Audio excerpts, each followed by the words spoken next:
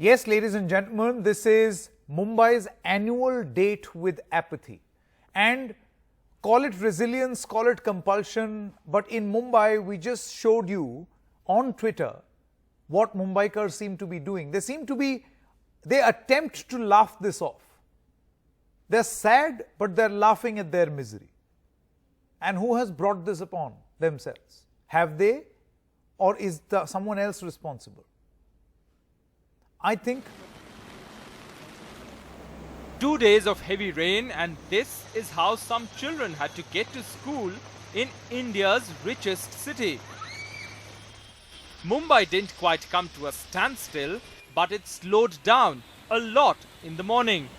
Trains, railway stations, roads, even homes.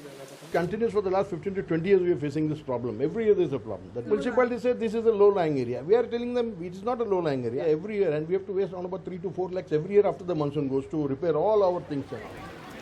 Mumbai has suffered like this earlier too. One study has found that almost 1600 crore rupees was spent on maintaining stormwater drains. So is that 1600 crore rupees down the drain in 2 days of heavy rain? No, says the municipality boss. He blames climate change and the fact that the drains simply don't have the capacity. In just a couple of days, it rained as much as it usually does in all of June. Because of some sort of a climate change in the last few years, we are observing that there are fewer rainy days, but the average rainfall remains constant, which means that in fewer days there is more rainfall. So for example, in June, our average rainfall is between 515 millimeters. We have got 540 millimeters in just 2 days. So this is the highest in a decade. So we have to cater to this entire discharge from stormwater drains. The stormwater drain capacity is not always to this capacity, so we have installed additional pumping mechanism. The BMC has spent 1,593 crore rupees on just stormwater drains in 1 year. But areas in the western suburbs where the money spent was maximum, 622 crores, the waterlogging was least. Areas in the island city where 295 crores was spent saw maximum waterlogging. Areas like Marine Drive, Sion, Matunga along with Hindmata were worst affected. Eastern suburbs where 405 crores was spent saw some of the worst waterlogging. Areas like Kurla, Ghatkopar and Chembur saw ankle to knee-deep water. The data shows how much money has been spent on specific areas in the city. But interesting details that stand out is this. Around 20 contractors have spent 60% of this 1,593 crore rupees. Essentially, it translates to about 1,000 crores, which has been spent by about 20 organizations. And this is a very large problem. So not saying anything specific about any individual entity, but essentially I think there are more people who need to kind of look at what's really happening at an engineering level, at a technology level. Are the right technologies being used? हमने पूरी system ऐसे नहीं बनाई है 50 millimetre के लिए and to and, तो समंदर से लेके जो उसका रूट है वहाँ तक अगर हम एंड टू एंड कर लेते हैं तो फिर उसकी कैपेसिटी 50 हो जाएगी. अगर बीच में कहीं एक भी ऐसा कोई डिस्टेंस है कि जहाँ पे उसकी विड्थ कम है, उसकी डेप्थ कम है, तो आपकी कैपेसिटी एक्चुअली वो पॉइंट डिसाइड करेगा. BMC claims that it is prepared for monsoon every year, but in just one wet spell, its preparedness gets exposed.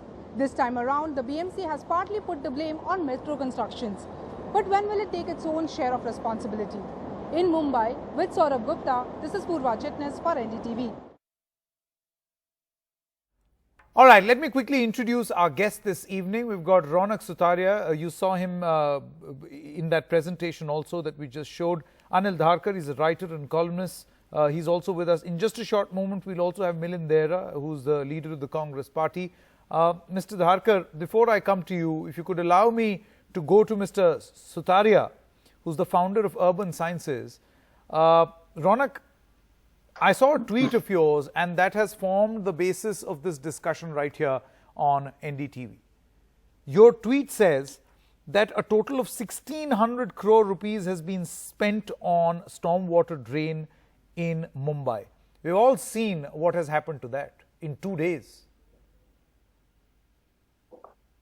Yes, I mean, in terms of spending, I think Bombay has humongous supply and resources in terms of funds and what it can do. I think the ground reality which citizens will relate to is that frankly, Bombay needs to set the benchmark nationwide on what can be done with this kind of spending and these kind of funds.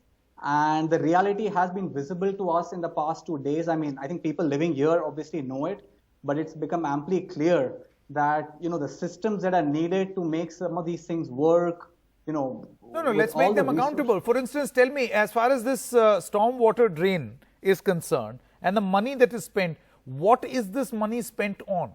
What do they do with this money?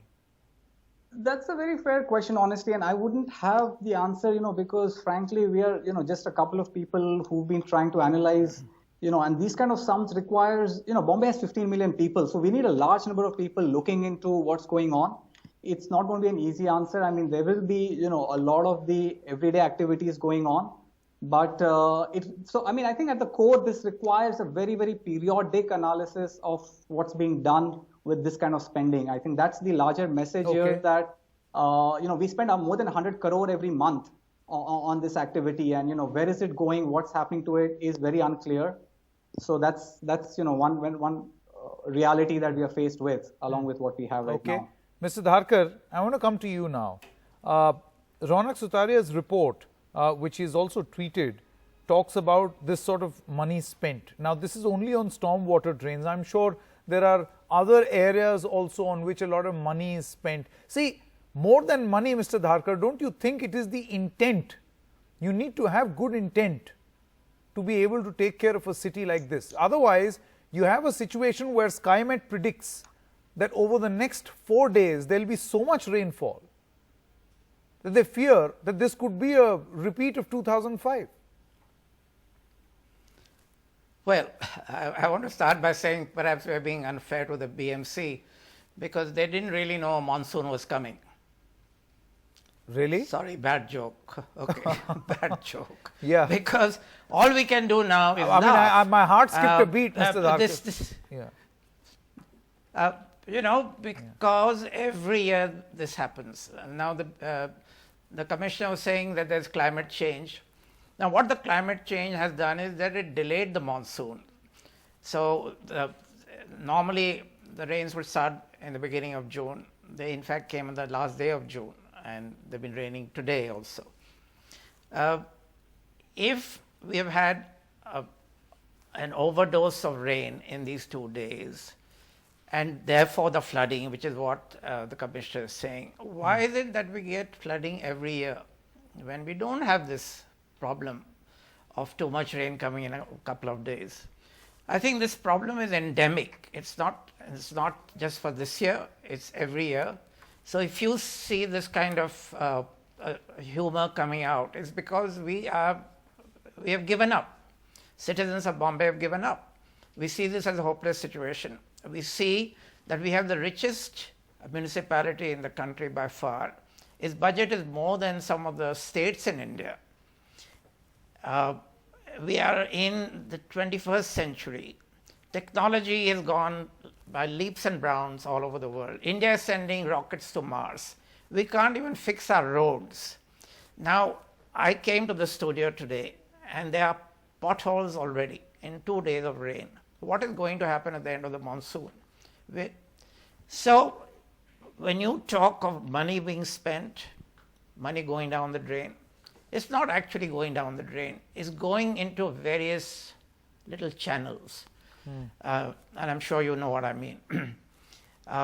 There's always been talk of a nexus between the municipal corporation and certain contractors. Sure. That contractors who have been blacklisted somehow get contracts again. That contractors like Larsen and Toubro and others who could do a wonderful job never enter the picture. Why do they not do so? Because the quoted rates are so low that they know it's not feasible to repair works or do roads. That's a very significant analysis, now, Mr. Dharkar. So you're saying yes, that in order to save money, Let me take this to Ronak. Ronak, would you agree with this assessment that, I mean, we'll come to humor in just a short moment, and we're running that presentation where Mumbai is laughing at its apathy. People through the day tweeted, there's this very famous picture of somebody says that this is fountain in the middle of the road. This is somewhere in Kandivali. Then you've got people saying both rain and cricket can be seen together. You've got this amazing picture where people say that I wished for a seaside view and now I finally have it. The point is, Mr. Deora is also with us. Mr. Milind Deora, good evening. See, the point is, at this moment, Mumbai is trying to laugh at its misery. They're laughing at this apathy. It's come down to a joke now. According to Mr. Dharkar, the situation is so hopeless that they are just laughing. That city is laughing at itself, laughing at its politicians. As a member of the political fraternity, I know you may not like this question, Mr. Deora, but do you think that all hope is lost in that city?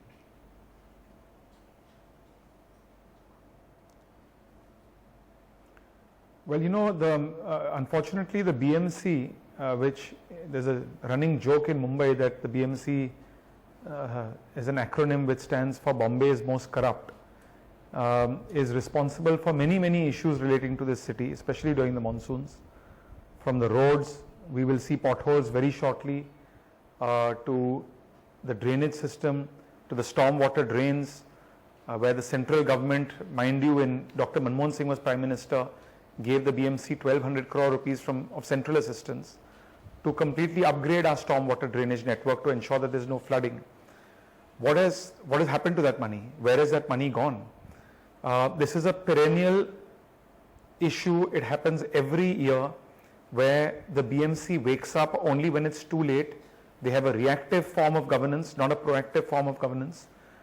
Today, for instance, the BMC is on Twitter, which is a good thing. I welcome it. It should have happened a long time ago. But unfortunately, that's the only place they're available. They're only available on Twitter and online. If you actually expect the BMC officers to come, clear debris, clear the nalas, for which, by the way, they have an annual budget of 120 crore rupees, it doesn't happen. And as a result of that, the city gets flooded each and every year. And mind you, the first thing that happens to Mumbai during the monsoons is acute flooding. The second thing that will happen, the second wave, if you will be potholes or craters on our roads.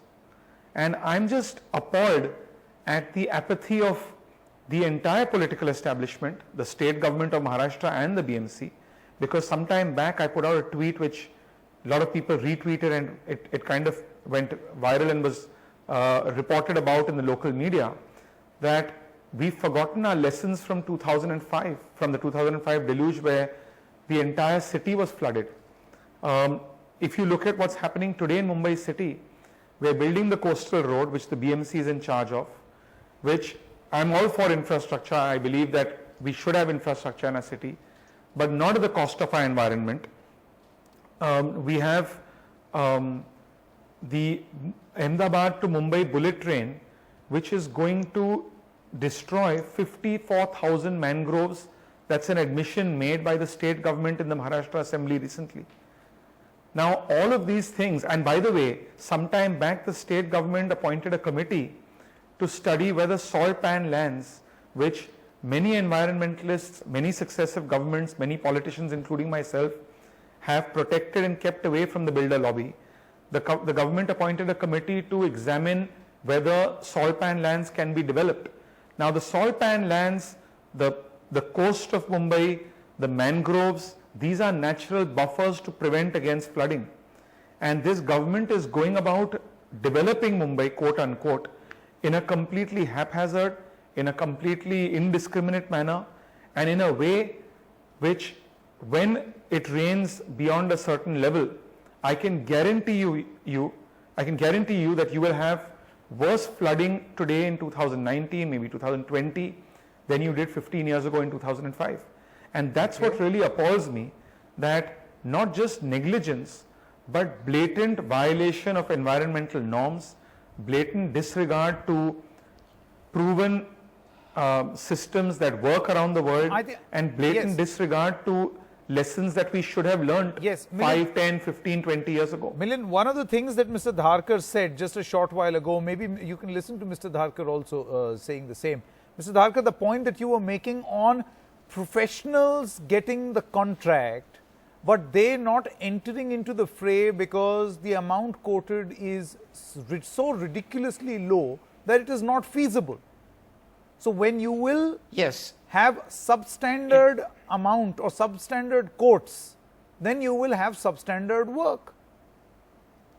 yeah, absolutely. And this is what happens, that if you quote a figure for, let's say, the roads, and it is not feasible to do a quality job, what will the contractor who gets a contract, what will he do?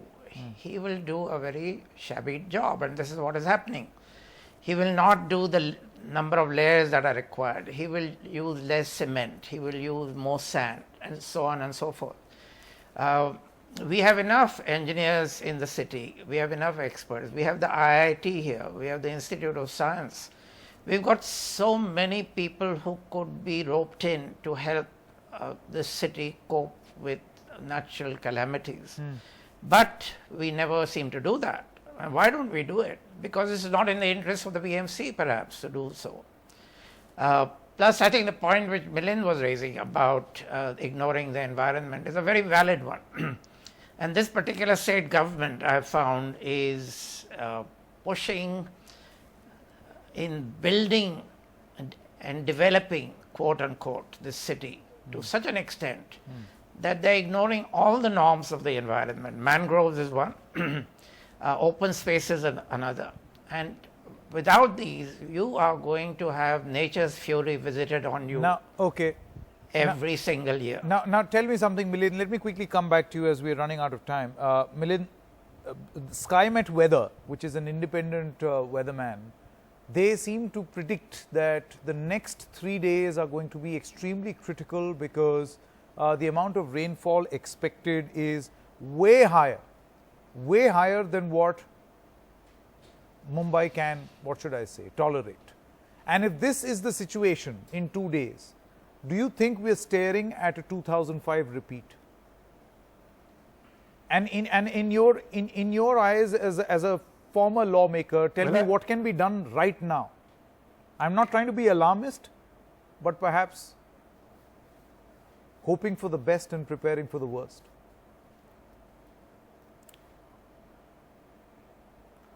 Well, I certainly hope we don't have a 2005 deluge, and I can tell you that the way the indiscriminate manner in which the city has been developed in the last few years, if you have the same kind of rainfall or the rainfall you're talking about, you will have much worse than 2005. 2005, people were stranded, cars were abandoned, people were walking in neck-deep water, there were many deaths. You will have a far worse situation because of complete, as I said, disregard. What can somebody do? I would urge the people of Mumbai, the viewers of NDTV, that people have to take action, people have to be aware, because today, for instance, we talk about roads. The city of Mumbai, the BMC spends almost 8,000 crore rupees every year on roads in Mumbai city. Look at the quality of our roads. Mr. Dharkar was talking about contractors who are doing a shoddy job. That's because the same contractors who are responsible for doing a shoddy job year after year, against whom there are inquiries, they are given contracts to rebuild and repave those roads. A few months ago, there was a collapse of a bridge, a foot-over bridge, which was built and managed and by the BMC. Yes. What accountability has happened after that? That bridge was deemed safe by the auditor. That same auditor is doing business with the BMC again. Has an FIR been filed against them? Have they gone to jail? Have contractors been booked for negligence when people are dying? None of this happens, unfortunately, in Mumbai. And let me make another political point, Sure.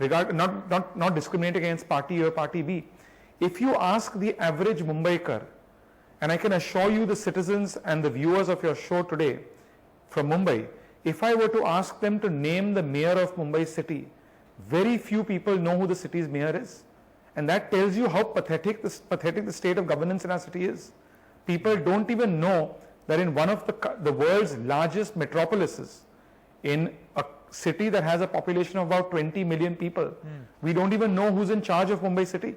We don't even know the name of the mayor. No, we don't okay. even know which area he or she is from. Okay, we don't even know what they represent, what their ideas are. Sure. And that is the failure of governance in Mumbai city. Okay, so a reform that I've been talking about for a long time, and this actually cuts across political parties, sure, very quickly, is at the very least we need to have a system of directly electing mayors, where mayors of Mumbai, where the mayor of Mumbai city is empowered, has powers, is accountable, is held responsible every 5 years.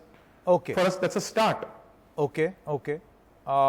It's not going to help people immediately, but certainly as a long-term reform. But thank you very much, Milind Deora, Anil Dharkar, as well as Ronak Sutaria, for joining us on this discussion. Let's just hope that a 2005 does not repeat, because it seems that the authorities have not learned their lesson.